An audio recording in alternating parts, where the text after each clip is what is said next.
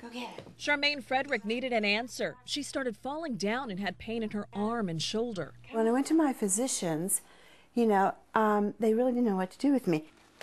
Andrea Shervinack wanted to know what was causing her pain, weaknesses, dizziness, and heart palpitations. I just said, God, if this is how I am going to exist, I would rather be dead. 2 women with troubling symptoms and no diagnosis. If you don't have a diagnosis, it's like being born without a birth certificate. Marianne Giannetti runs a nonprofit organization called In Need of Diagnosis. They help undiagnosed patients find doctors and resources while providing support. She's received letters from all over the world. And I still have no answer as to why and what illness I actually have. It's been so frustrating. Less than 3% of public health care dollars are spent on diagnostics.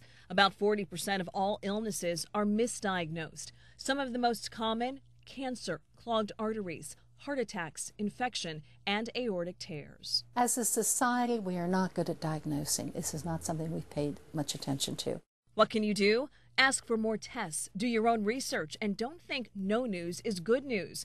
Up to 33% of doctors don't always notify patients about abnormal test results. Come on, Roxanne, here. It took 2 doctors several tests and many months before Charmaine got her diagnosis: Parkinson's disease. The hardest thing has been a reduction in my independence, I guess. Andrea still doesn't have an accurate diagnosis. She's moving forward and has written a book and created a website to help others focus on the positive. I don't allow it to take control and take over my life. There is always hope.